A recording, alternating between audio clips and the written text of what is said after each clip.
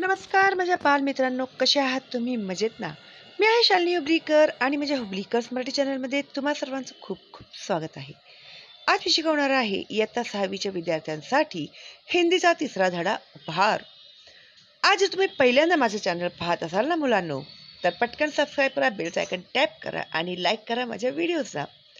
तुम्हाला ते आवडणारच आहे, त्यामुळे आधीच लाईक करून टाका. त्याबद्दल काही प्रश्नच नाही, ठीक आहे?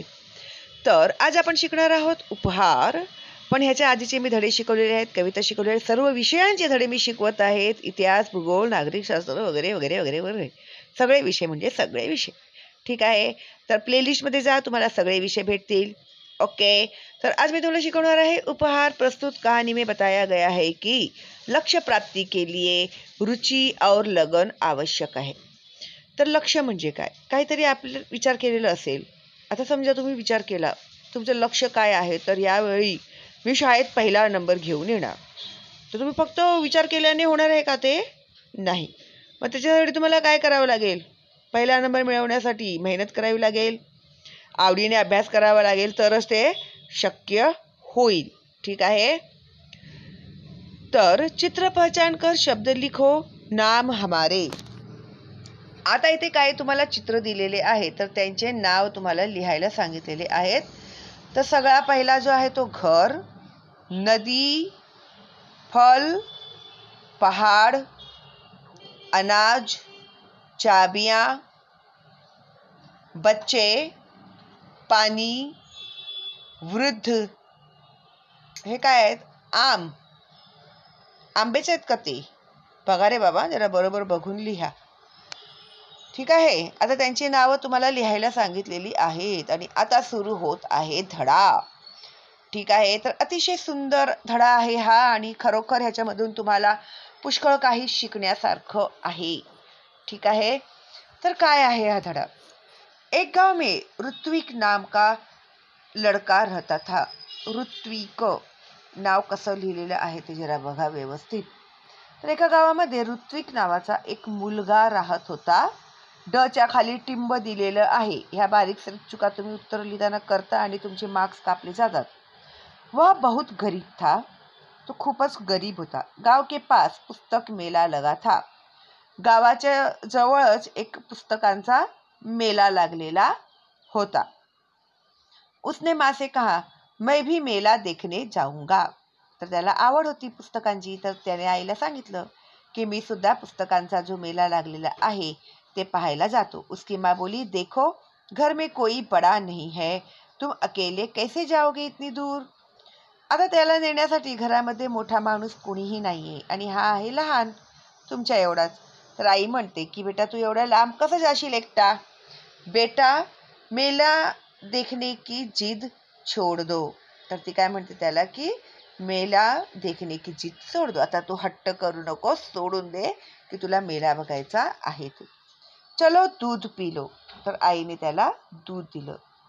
बेटा मेला देखने की जिद छोड़ दो, चलो दूध पी लो. अपनी माँ की बात सुनकर ऋत्विक उदास हो गया और एक पेड़ के नीचे जा बैठा. आता त्याने ऐकलं आईचं, बिचारा जरा दुखी झाला. आता तुम्हाला पण दुःख होतं की नाही? मम्मी मी वेफर आणायला जाऊ का? मम्मी बोलते, अरे किती खाणार, पोट खराब होईल, नाही जायचं. मग तुम्ही कसा एक कोपरा पकडून बसता, ब्लॅकमेल करता ना मम्मीला, इमोशनल. तर असा ऋत्विक पण उदास झाला, दुःखी झाला आणि एका झाडाखाली जाऊन तो बसला. अचानक उसकी दृष्टि दूर पेड़ों के पीछे गई जहां बहुत तेज रोशनी थी. अचानक त्याने काय पाहिलं की झाडांच्या मागे एक खूप प्रकाश त्याला दिसू लागला. वह उठकर वहां गया. तो उठून तिकडे गेला. वहां सुनहरे पंखों वाली एक परी खड़ी थी. तर तिथे कोण उभी होती? एक परी उभी होती. सुनहरे पंखोवाली.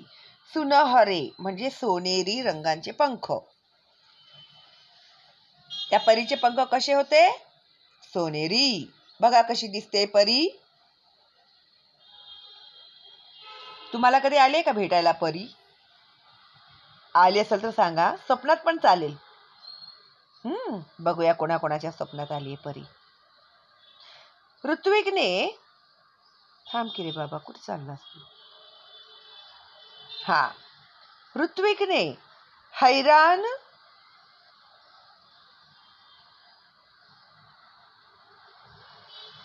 होकर उस परी से पूछा, तुम कौन हो? वह बोली, मैं परी हूं, लेकिन तुम यहाँ उदास क्यों बैठे हो? ती बोली, मी परी आहे. तू काय असं बाबा नाराज होऊन बसलेला दिसतोयस मला? परी का प्रश्न सुनकर ऋत्विक की आंखों में आंसू आ गए. त्याच्या डोळ्यातून पाणी आले. मैं अपने दोस्तों के साथ पुस्तक मेला देखना और पुस्तकें खरीदना चाहता हूँ. यह कहकर ऋत्विक खामोश हो गया. तब परी बोली, इसमें दुख की क्या बात है? यह समझ लो तुम्हारी मदद करने के लिए ही मैं आई हूँ. ऐसा मैं तभी करूंगी जब तुम मेरी परीक्षा में उत्तीर्ण हो जाओगे. तो बोलतो की मला पण माझ्या मित्रांच्या बरोबर पुस्तक मेला बघायला जायचा आहे, पण त्याला जायला भेटणार नव्हतं ना, म्हणून तो गप्प बसला. गप्पच बसला तो. मग परी काय बोलली, याच्यामध्ये दुःखी होण्यासारखं काय आहे? आता तू असं समज की मी तुला मदत करण्यासाठीच इथे आली आहे, पण मी तुला कधी मदत करणार? मी तुझी एक परीक्षा घेणार. त्या परीक्षामध्ये जर तू पास झालास तरच मी तुझं मदत करीन. कौन सी परीक्षा है? ऋत्विक ने पूछा. परी ने कहा, बता दिया. तो परीक्षा कैसी? आता ऋत्विक पण म्हणाला की कोणती परीक्षा घेणार आहेस तू? तर ती बोलली, जर आता आपल्याला परीक्षेमध्ये कोणती प्रश्न येणार आहेत, टीचर सांगते का आपल्याला? नाही ना. तर परी सुद्धा म्हणते की जर सांगितलं तुम्हाला तर मग ती परीक्षा कशी? तुला जर मी आधीच सांगितलं तर?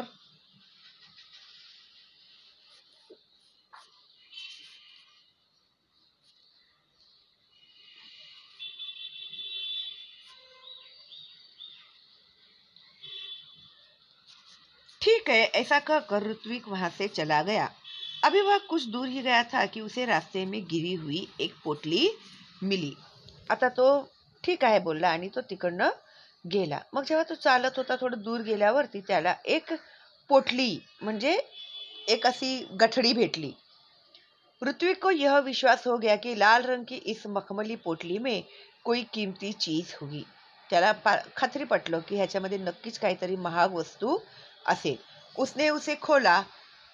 खोलना चाहा, फिर वह सोचने लगा, जब यह मेरी नहीं है तो इसे खोलने का मेरा हक नहीं है.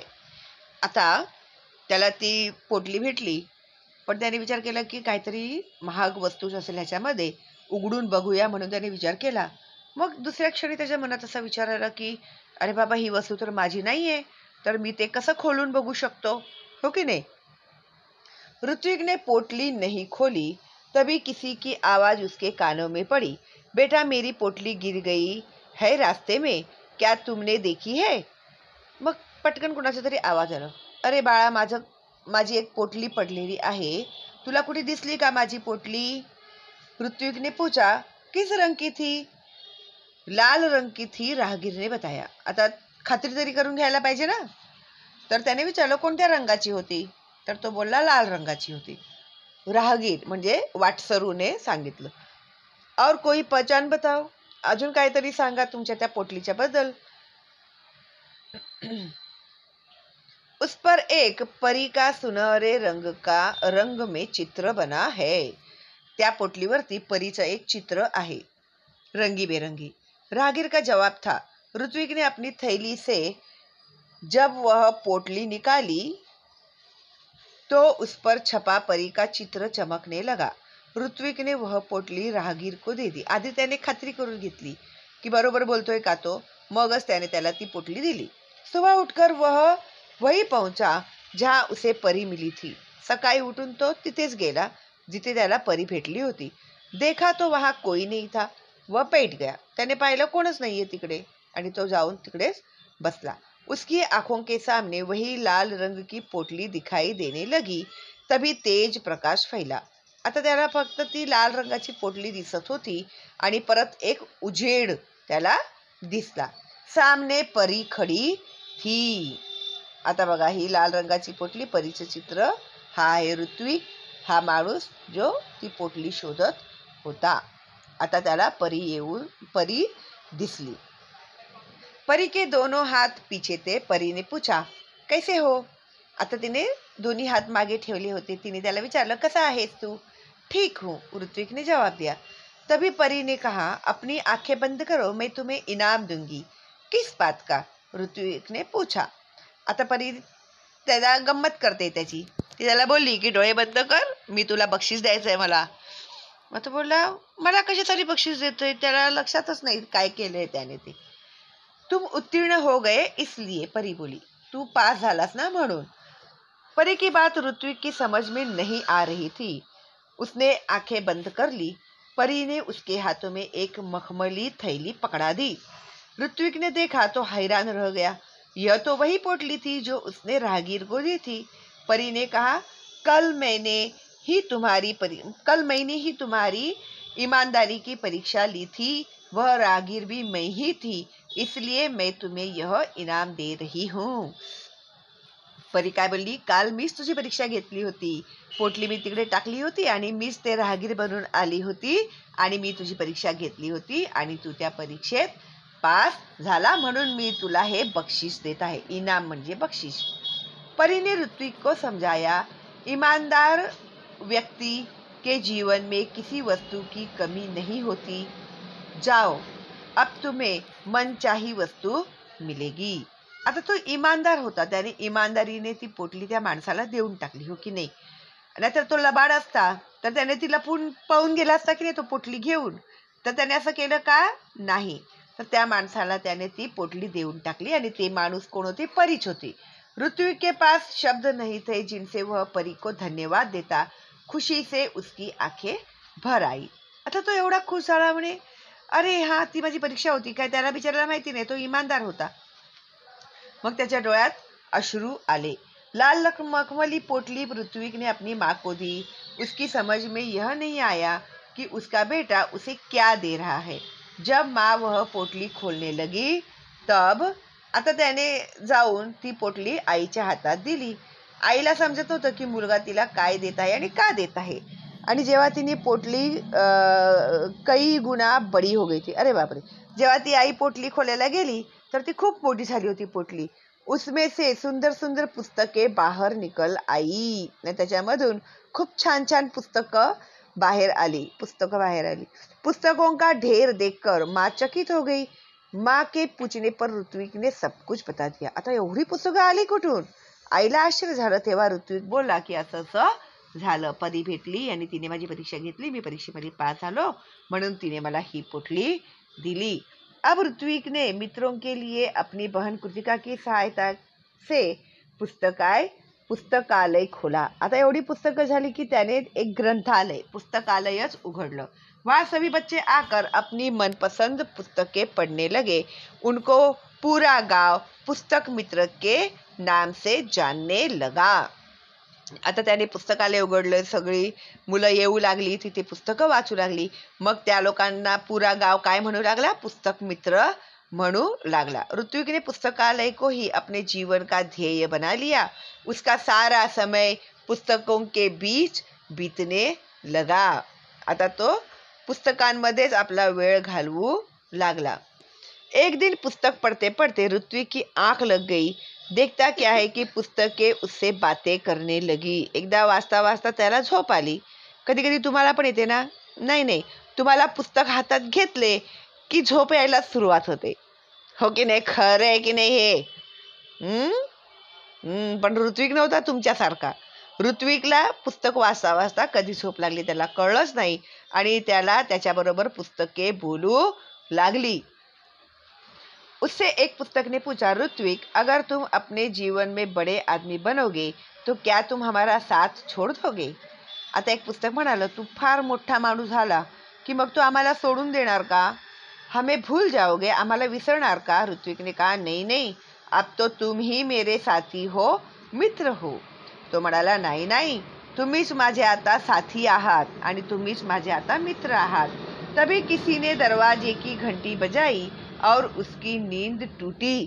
जागने पर देर तक सोचता रहा कि आगे चलकर वह बड़ा सा पुस्तक भंडार खोलेगा. आणि तेवढ्या दाराची बेल वाजली आणि त्याची झोप मोड झाली आणि तिथे त्याचं स्वप्न तुटलं. मग उठल्यानंतर सुद्धा तो विचार करू लागला की मी मोठा झाल्यावरती मोठा पुस्तकाचं भंडारच खोलणार. ठीक आहे. तर आता महिने समजा आणि हे जी प्रश्नांची उत्तरं आहेत, जर तुम्हाला आवश्यक असेल तर मी तुम्हाला देते, जर तुम्हाला येत असतील तर अतिउत्तम. ठीक आहे. चला मग भेटूया आपण लवकरच पुढच्या व्हिडिओमध्ये. लाईक करा, फॉरवर्ड करा तुमच्या मित्रमैत्रिणींना, नातेवाईकांना. ठीक आहे. आणि आवडला का तुम्हाला धडा? आवडला असेल तर मला एक थँक्स तुम्ही देऊ शकता, आणि काही शंका असतील तर तेही तुम्ही मला विचारू शकता कमेंट बॉक्समध्ये. ठीक आहे. चला मग भेटूया लवकरच पुढच्या व्हिडिओमध्ये. तोपर्यंत ऑल दी बेस्ट आणि बाय बाय.